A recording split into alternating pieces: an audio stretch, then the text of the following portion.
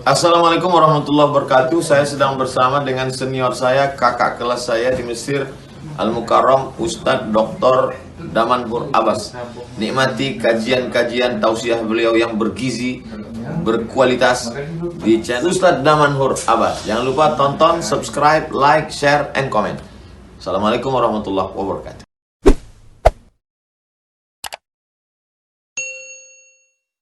Alhamdulillah wassalatu wassalamu ala Rasulillah. Rabbi shrah li sadri wa yassir li amri wa hlul 'uqdatam min lisani yafqahu qawli, amma ba'. Pada saat kita berbicara mengenai biaya, maka kita akan sangat-sangat concern ya, terlebih para ibu-ibu nih pada saat berbicara mengenai biaya, dia pasti agak sedikit menjelimet, mohon maaf misalnya. Nah, bagaimana sebenarnya konsep biaya di dalam ekonomi Islam itu? Dan unsur apa saja yang memang bisa dijadikan sebagai variabel cost-nya. Nah, pada saat kita bercerita tentang bagaimana sebenarnya konsep biaya, maka kita harus menghitung ada yang dinamakan dengan biaya variabel. Contoh misalnya kita mau jualan air mineral misalnya, apa saja yang termasuk dalam biaya variabel tersebut. Nah, itu semua harus dihitung, Kak. Nah, biaya-biaya tersebut itu semua harus kita hitung, harus kita identifikasikan semuanya. Nah, biaya variabel inilah nanti pada saat kita akan menjual produk itu ditambah dengan biaya tetap yang memang itu rutinitas yang memang harus kita keluarkan. Kalau tadi kita cerita tentang biaya variabel, maka kita cerita tentang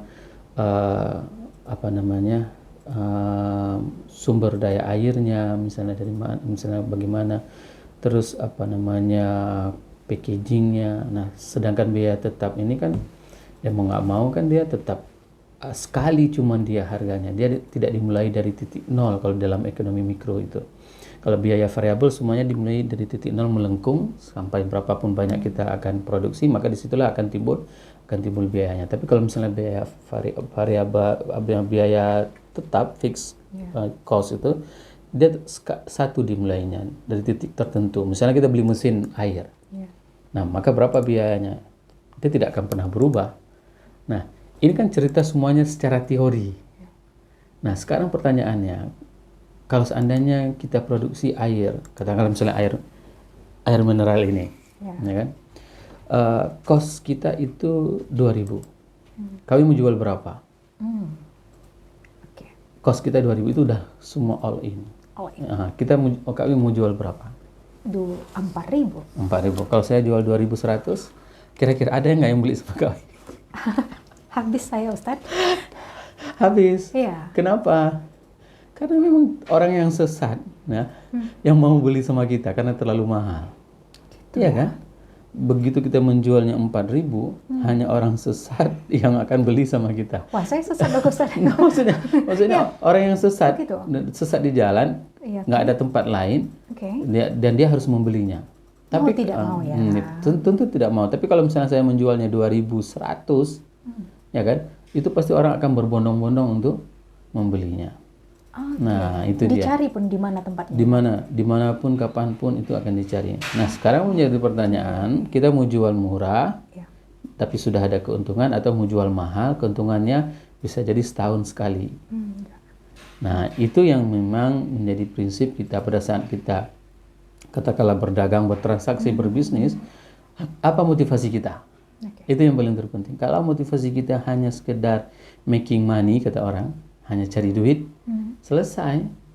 Kalau nggak dapat duit berarti kan nggak dapat apa-apa. Tapi kalau seandainya kita, transaksi kita, bisnis kita menjalankan, misalnya katakanlah bisnis air, walaupun itu tidak pernah ada dalam sejarah peradaban Islam, tapi ada sesuatu yang kita tolong orang dengan bisnis tersebut. Contoh misalnya, ini hari Jumatan, harganya kan 2.100, tapi saya mau sedekah ke masjid.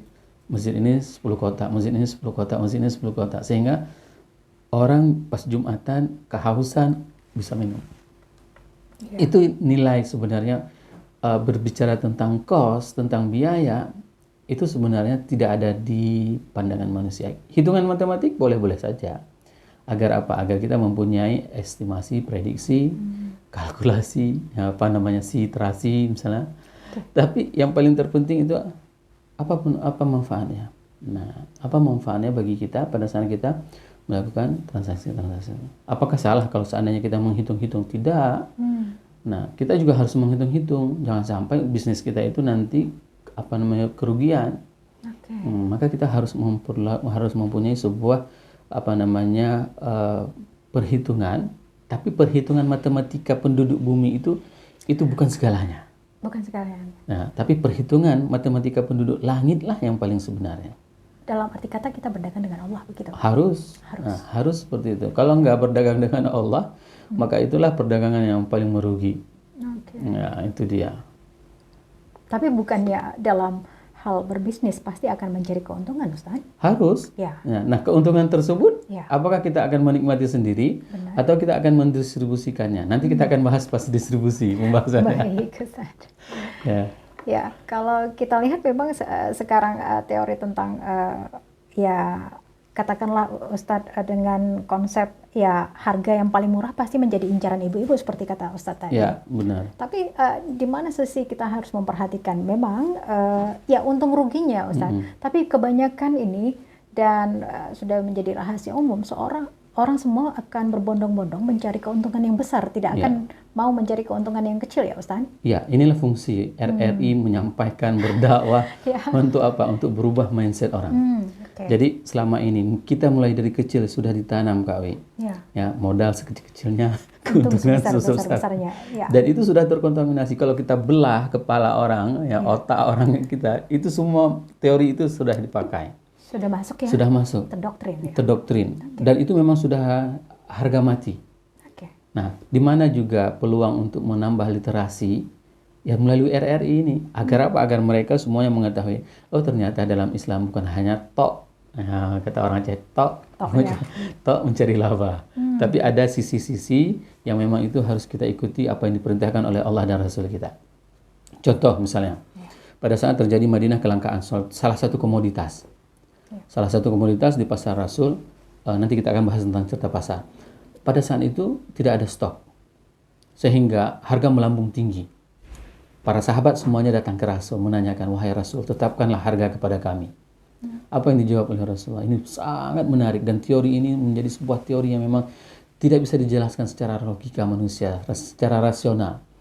Ya, Rasul mengatakan, asy-syi'ru 'indallah. Bahasa kalau orang Sawang kita terjemahin dalam bahasa Sawang, only God who put the price katanya. Oh my God. Hanya Tuhan yang menetapkan harga. Nah, kalau ini kita terjemahkan dalam bahasa sehari-hari kan rancu. Gimana Tuhan menetapkan harga? Bagaimana intervensi Tuhan? Bagaimana intervensi Allah? Nggak akan mungkin. Tapi inilah yang dinamakan diterjemahkan dengan keimanan. Ya, disitulah masuk ruang keimanan. Dan itu secara teori ekonomi tidak akan pernah masuk. Tapi itu akan kena. Saya pernah merasakan pada saat saya berada di Belanda waktu itu, naik kereta api, metro. Nah, begitu naik metro itu sudah dibuat ada tempat lansia. Begitu tempat lansia penuh, ada nenek-nenek tua yang naik, coba kita nggak bangun. Padahal kita udah bayar tiket tadi. Sudah bayar tiket. Ya, dan kita berhak untuk duduk di metro tersebut, di kereta api tersebut.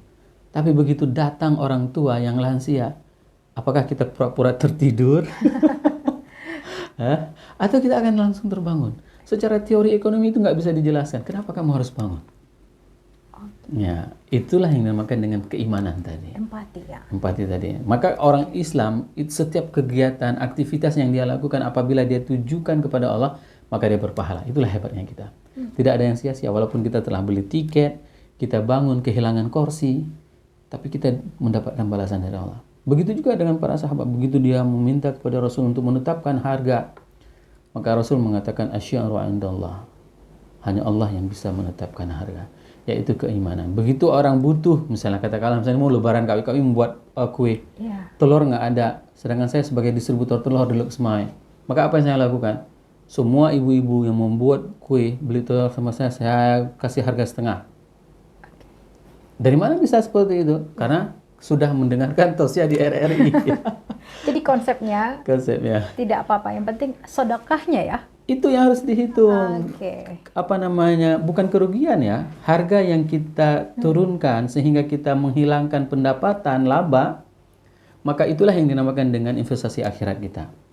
Kenapa kita menurunkannya? Dikarenakan kita melihat kebutuhan memang harus dimiliki oleh masyarakat. Maka kita menurunkan harga. Bukan kita dengan mengikhtikar monopoli. Monopoli itu begitu kita udah tahu ini kelangkaan, kita simpan. Kita simpan. Soal makin parah baru kita keluarkan sedikit. Itu seperti apa itu hukumnya, Ustaz? Nah, ini kan juga menjadi harga. ya kan menumpuk barang padahal bisa di satu sisi ya kenapa tidak ke jalan Allah, berdagang dengan Allah begitu ya. Ya, itu hukumnya ihtikar. Monopoli dalam Islam memang sesuatu yang memang dilarang. Dan hukumnya haram mencari rezeki seperti itu. Jadi setiap keuntungan yang kita miliki itu adalah keuntungan yang haram. Walaupun kita bertransaksi. Nah, kenapa? Karena kita sudah menzalimi orang lain, sudah mengambil hak orang lain. Seharusnya kebutuhan-kebutuhan ini memang harus kita flurkan, harus kita lancarkan. Berbeda kalau seandainya kebutuhan tersebut untuk dia berbisnis, maka harganya juga akan normal. Seperti itu yang kita buat kebijakannya. Tapi begitu kebutuhan pokok, ya kan? Maka itu harus kita mudahkan. Nah, konsep seperti ini sebenarnya yang memang harus dipahami oleh semua kalangan masyarakat. Agar apa? Pada saat dia menetapkan harga, dia tahu. Nah, contoh misalnya yang paling gampang dalam skala mikro, misalnya kita jualan nasi goreng, misalnya paling enak nasi goreng kita di Luk Semawe, tiba-tiba berdiri di depan warung kita anak yang ingusan dengan raut wajah yang kelaparan. Apakah kita akan bilang sama dia 15.000 ada uang? Kalau enggak ada pindah. Kan nggak mungkin kita ngomong seperti itu. Kita akan memberikan bungkusan berapapun untuk anak tersebut dikarenakan dia membutuhkan. Nah, itulah kehilangan nilai di dunia, cost di dunia ini, laba di dunia itu akan diakumulasi di akhirat. Tidak mudah jadi pedagang, Ustaz. Sangat mudah. Sangat mudah. Sangat mudah dan sangat banyak rezekinya, dan itu dijanjikan oleh Rasul. Tapi konsepnya ini yang tidak bisa ditegakkan. Bukan tidak bisa, karena kita selama ini selalu dikontaminasi dengan konsep kapitalis. Nah, kita selama ini sudah diracuni bahwasanya cari rezeki jangan usah peduli sama orang lain, cari rezeki yang penting anak lu sehat, anak lu bisa makan. Urusan orang lain kenapa dia nggak cari rezeki? Nah, hal-hal seperti ini yang memang sudah terkontaminasi dalam kehidupan kita sehingga kita tidak ada rasa, tipis, apatis misalnya, hal-hal seperti itu sehingga dan itu tidak terjadi dulu-dulunya saya lihat. Nah, dulu-dulunya masa-masa dulu itu orang saling berbagi, saling menyayangi dalam berbagai hal. Bahkan juga pada saat kita misalnya kita memperhatikan ibu-ibu misalnya pas lagi belanja, banyak para pedagang itu yang memberikan lebihan. Nah, ini lebih Bu ya. Benar. Nah, ya. Nah, kalau sekarang kenapa diberi lebihan? Kenapa misalnya dia mengurangi timbangan kalau misalnya cerita? Karena ibu-ibunya suka ngambil, tambah sedikit ya. Tambah sedikit tanpa persetujuan langsung ngambil, comot begitu ya. Comot begitu, langsung dia mengurangi timbangannya sehingga timbangan tersebutlah yang membuat dia akan melakukan curang. Dan itu juga harus dipertanggungjawabkan. Harus dipertanggungjawabkan. Jadi wailul lil mutaffifin itu berlaku curang itu, neraka wail itu adalah bagi orang yang pada saat dia menimbang mengurangi timbangan, pada saat dia ditimbang dia melebihkan. Dua sisi. Nah, dua mata yang memang itu dikenakan kepada neraka wail. Ya, jadi perhatikan juga untuk para ibu-ibu ya. Para ibu-ibu.